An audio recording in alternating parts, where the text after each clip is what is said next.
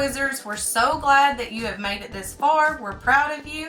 I'm Christina. And I'm Addison. And we're the Garretts. And today we're going to bring you John 3:1, which says, "There was a man of the Pharisees named Nicodemus, a ruler of the Jews." That's John 3:1. Why is it important to know that he was a Pharisee?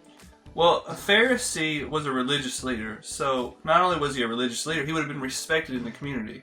So it was important that the Jews had him as a figure that they would ask questions and understand the law.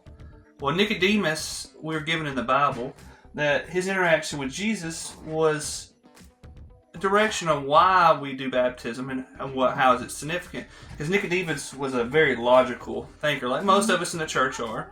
So Nicodemus asked Jesus, how is it that you can be born again? And you'll get to that as you go on in the scriptures. Yes. Nicodemus says, how can I be born again? Can I go back into my mother's womb? That would be kind of weird. I would ask probably the same question because I had the Torah, which is the Old Testament for the longest, and the Jews, him being a Pharisee, needed to know this information. So this is important, this interaction, because we've seen Jesus in earlier chapters getting baptized, but never really understood why this happened.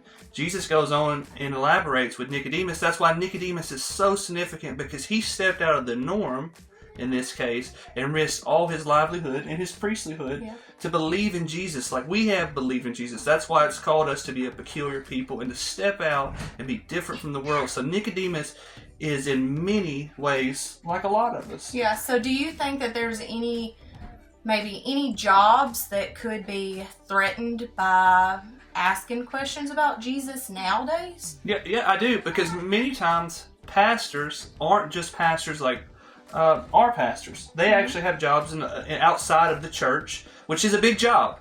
But they have other jobs in job shops, out in the public, and they may be in a position where they can't speak about Jesus. And like a Nicodemus, that he has to come in secret and talk with Jesus. Because Nicodemus came at night. He came at night where no one was awake. That was a very key point, and a very good point, because Nicodemus risked everything to follow Jesus and to believe. And it was a very hard thing to do because he would have lost all his wealth and his prosperity.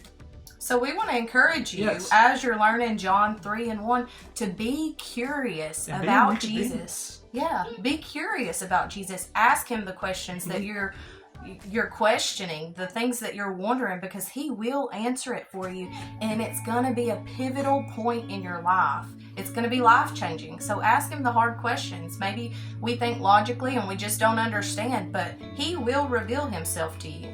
And we're all a little like Nicodemus, searching for the answers that are hard and hard to digest.